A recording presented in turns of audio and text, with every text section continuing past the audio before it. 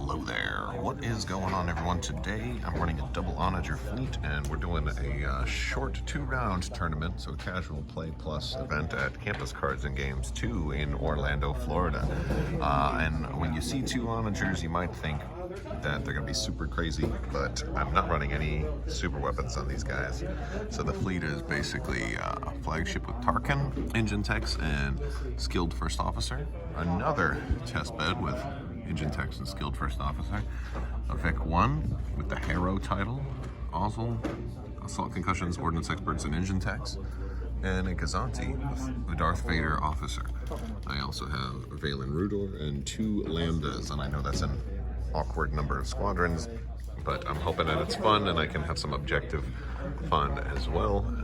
And I really wanted to focus on mobility for this fleet, especially on a ship like the Onager that you might not expect to be very mobile.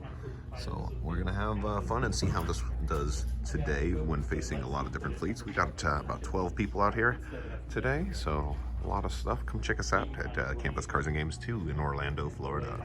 So for the first game, or round 1, I'm going up against a Separatist fleet, and we're playing Bernie today, and Bernie's running Count Dooku, who's going to hand out raid tokens, and that's going to kind of put a wrench in my plans, but at least I have Tarkin to kind of balance that. But he's also got Jedi Hostage over here, which is actually really cool. Invisible Hand, Flight Commander, Flight Controller. He's got a lot of squadrons. He's got a Munificent with decays and Hyper Wave Signal Boost, and a Hard Cell Transport with Bomber Command Center. And there's a lot of bombers, man. That's with 6 bombers and 6 vultures. Yep. Woo. Okay, well, I chose second player. We both had 400 points. I chose second player, so at least like when when Goku gives out Super Saiyan tokens, when Dooku hands out raid tokens, I can then respond.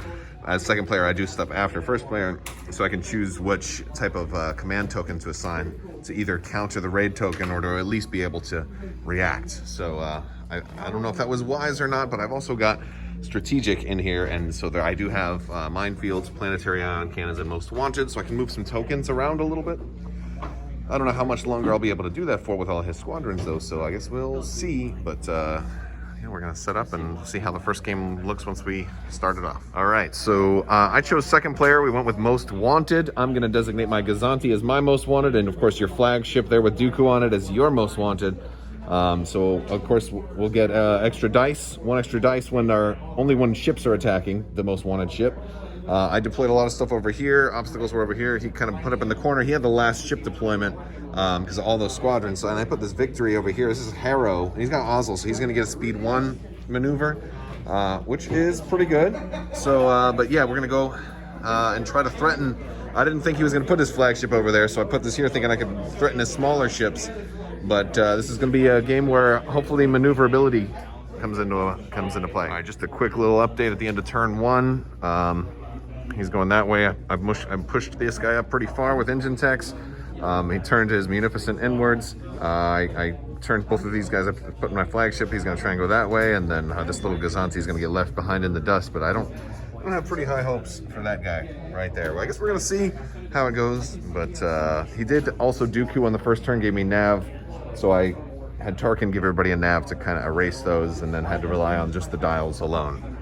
All right, so we're on turn 3 right now, but I just had the most amazing die roll of all time. This was just a natural roll, no shenanigans whatsoever, and this is ignition attack. That's 11 damage for this close range attack right there. All right, so how much damage is that? 3 shields there and 7? Oh my god. Well, I did lose the Victory to all of his bombers, so I guess it's fair trade if he loses a medium ship here, because I got a side arc shot also, which is gonna be a red and a blue and another red. You got point defense while attacking a squadron. Oh yeah, you're not going to do that. No. All right, end of round 5. It does not look good for me. I'm probably going to get tabled this round. Lots and lots of bombers. What really hurt me was going so fast directly into them. that was a little. But I'm having fun. I'm doing what the list was supposed to do, which was be surprising. The problem is, in this case, it surprised myself because I didn't realize that I shouldn't have gone quite so fast directly in, yeah. So we'll see how this one ends. But now is the time where I'm wishing I was first player, because I could have moved away before he could just be like, oh, 4 bombers all activate on you. And I think Bernie has rolled only 1 red die blank the whole game so far. So even his vultures are rolling like hits and double hits almost exclusively. It's obscene, and I think he should go to jail for it. So we'll see. All right, so he got me.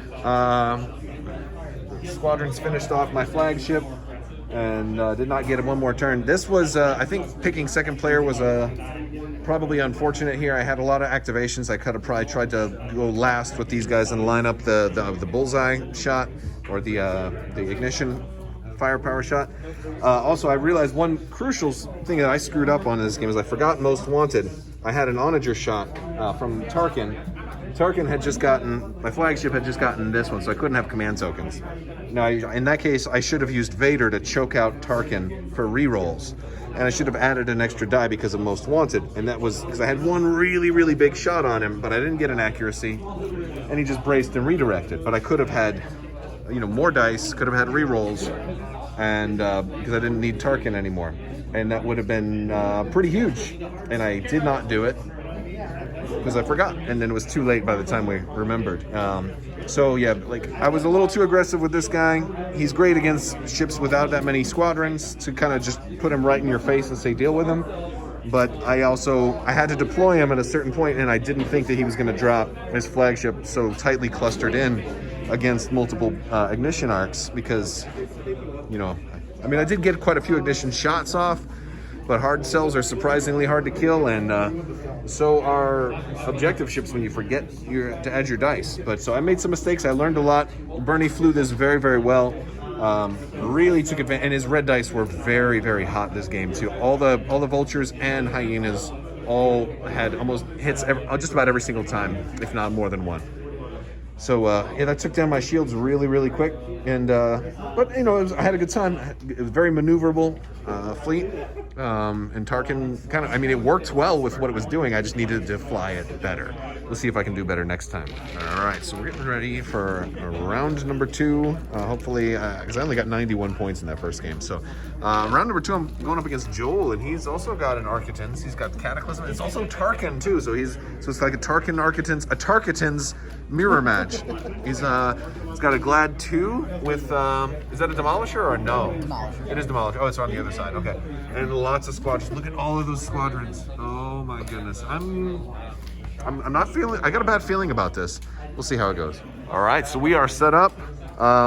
We went with. He had a bid, so he took first player. We went with Most Wanted again. Marked my Gazanti as my objective ship and his Onager as his objective ship, and all the obstacles were over there. We kind of went over here. He's got Tarkin, so he's going to be placing that Cataclysm token pretty soon, I think. I get to do. I've also I get to do a speed 1 move at the start of the first turn. So I'm going to do that right now, and then we're going to get started. But having a pretty good, a lot of different fleets. There's no rebels that are here today. Is the one that's got a lot of other folks. So we're having a good time here at. This is our second of 2 rounds for today. So what do you guys think? Let me know in the comments what you think is going to happen. All right, so this is just kind of the end of round 1. A lot of engine tech shenanigans. Looks like I got my flagship just out of range of that ignition arc, but he's going to be able to hit this guy. But then we got Harrow coming in. Is Harrow going to do crazy stuff? But over here we got squadrons. Crazy squadron shenanigans. And I'm going to lose my 3 right there. 3 cards in your side. It's going to be crazy. Let's see if I can take out his carriers before the squadrons shred me. We shall see. All right, so I just did some crazy nav stuff with my flagship. Did engine techs and moved in right there. Got a little damage on the Demolisher, but I left him black dice range to my rear, and he has a squadron token, so he sent it over a bomber to take damage at my rear, and then he's got concentrate fire, so I'm going to be taking 5 black and a reroll because he's got a token from Tarkin. So yeah, it's going to hurt pretty bad. All right, what is the bomber going to roll? 1 black dice. 1 black die. Let's see. Okay, only 1. I guess I'm just going to take that one. Yeah. All right, we'll just take that to a shield, and then let's see what you get for the rest. Oh my gosh, and I was wondering, like, hey, he's running the Glad too. That's not smart. But then again, he rolled the accuracy, and he's stopping the brace on an unshielded side, which is pretty incredible. I mean, and you've got assault concussions, so you're also going to drain my sides as well, which is just beautiful. And I don't even think I have any shields left. Well, I have one on each of those sides, I think, right? Yep. Yeah. So this is all going to hull. Wow! I'm gonna salvo you though. Yes, Huh. that's fine. I'm gonna salvo you. All right. So enemy flagship is gone, but all those squadrons are moving. My flagship is weak. Both of my Onagers have a lot of damage on them. And my Vic just actually crashed into my flagship, so it has 1 damage on him as well. But really, this Glad is all that's left of the other guys. He is first player though, and is gonna probably finish off another ship this round. So we'll see. All right, so I'm having everybody nav. We're trying to get long range shots on this guy. He's got 1 hull left, almost there.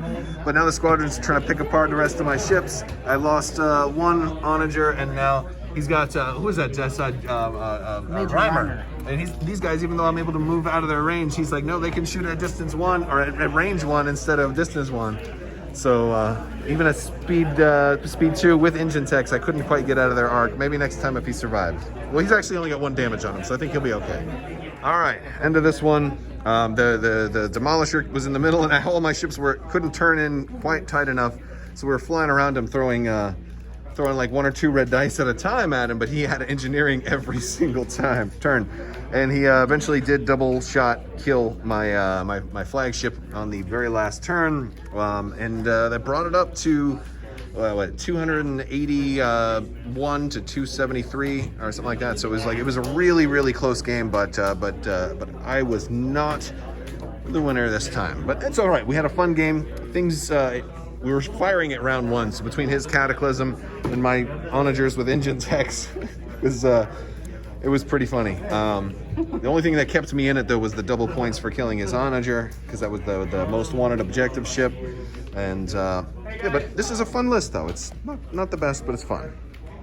All right, guys, so I came in almost dead last for the day and had a great time. You know, we do a lot of these 2-round tournaments, and while they're not always like super ultra competitive, it's a great opportunity to get a couple of games in. So be sure to encourage your local stores to run shorter tournaments from time to time. I think it's a great opportunity you know, to get some guaranteed games in, you know, to bring some practice lists for more competitive events. I think there's a Worlds coming up later this season, well, next year perhaps. And, you know, plus it's less of a time commitment. You don't have to be gone for 16 hours and on your feet for 3 or 4 or 5 games or whatever. Just do 2 and have fun. It's a great interim kind of tournament scene to have. All right, guys, I want to thank you all so much for watching. And as always, have a great day, and don't ever stick a plunger on your best friend's face.